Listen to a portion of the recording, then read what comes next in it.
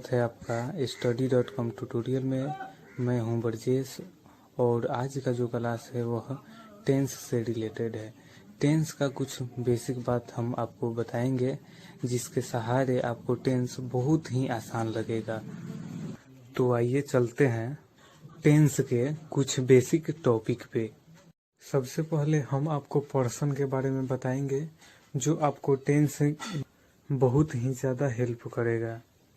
दोस्तों, पर्सन 3 होता है, एक में फर्स्ट पर्सन, 2 में सेकेंड पर्सन और 3 में थर्ड पर्सन होता है। चलिए एक एक करके सबको सीखते हैं हम। सबसे पहले फर्स्ट पर्सन। तो फर्स्ट पर्सन बोलने वाले को कहते हैं।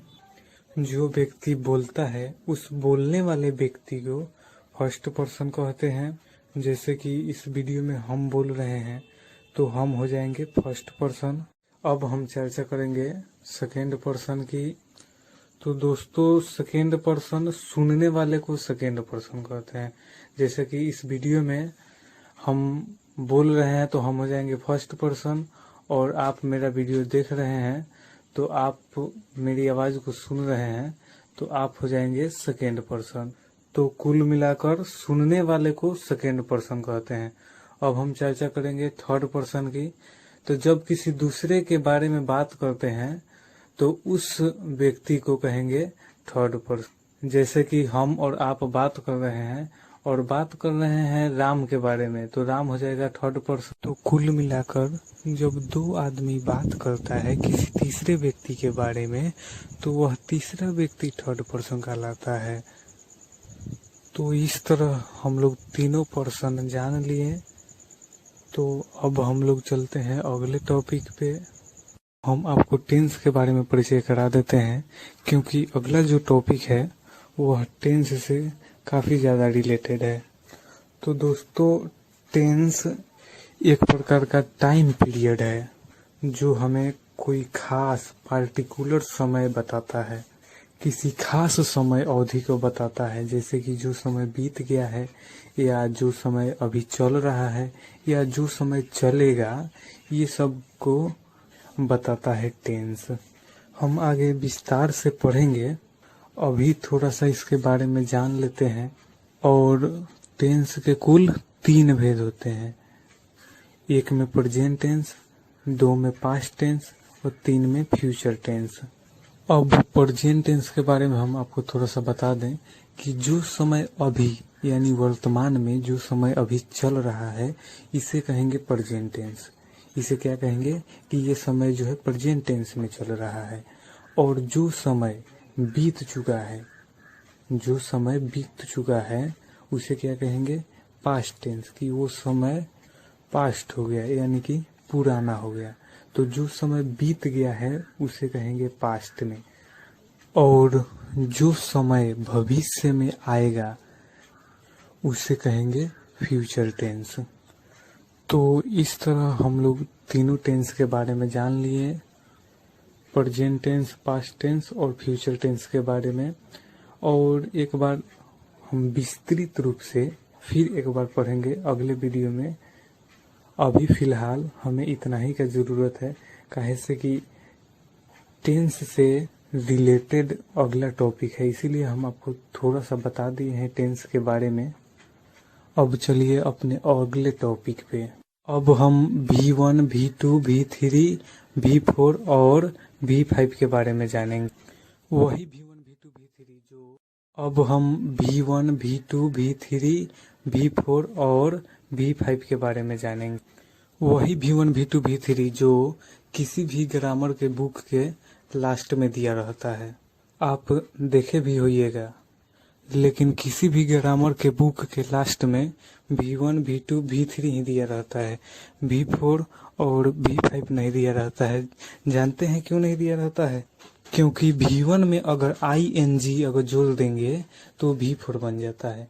V1 में ING अगर जोड़ देते हैं तो V4 बन जाता है। और सेंटेंस के अनुसार V1 में S या ES अगर जोड़ देते हैं V5 बन जाता है। सेंटेंस के अनुसार अगर V1 में S या ES जोड़ देते हैं तो V5 बन जाता है। अब हम एक एक कर करके जानेंगे कि V1 का इस्तेमाल कहाँ करते हैं, V2, V3, V4 और V5 का इस्तेमाल कहाँ करते हैं। तो दोस्तों V1 और V5 प्रेजेंट टेंस का काम करता है। अगर वाक्य में थर्ड पर्सन सिंगुलर नंबर की बात करते हैं तो वहाँ पे V5 का ओनली इस्तेमाल होगा प्रेजेंट टेंस में। प्रेजेंट टेंस का काम सिर्फ और सिर्फ V1 और V5 करेगा।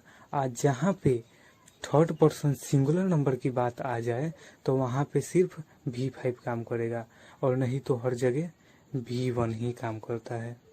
अब हम चर्चा करेंगे V2 की। तो दोस्तों V2 पास्ट टेंस का काम करता है। V2 कौन सी का काम करता है, पास्ट टेंस का काम करता है। V3 परफेक्ट टेंस का काम करता है। V3 कौन सी का काम करता है, परफेक्ट टेंस का काम करता है। और V3 के पास हैव वर्ब का थैला होता है। V3 के पास हैव वर्ब का थैला होता है।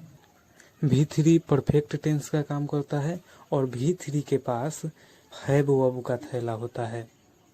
और V4 कंटिन्यूअस टेंस का काम करता है। V4 कौन सी का काम करता है, कंटिन्यूअस टेंस का काम करता है। और V4 के पास बी वर्ब का थैला होता है। V4 के पास बी वर्ब का थैला होता है।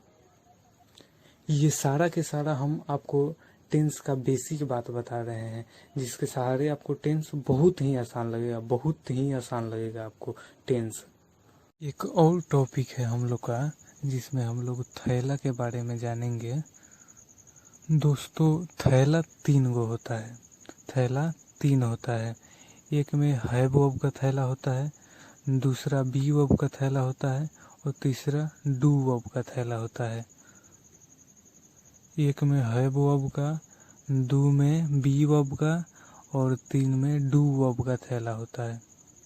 हैव वर्ब के थैला में V1 हैव होता है, V2 हैड होता है, V3 भी हैड होता है और V4 हैविंग होता है और V5 हैज होता है।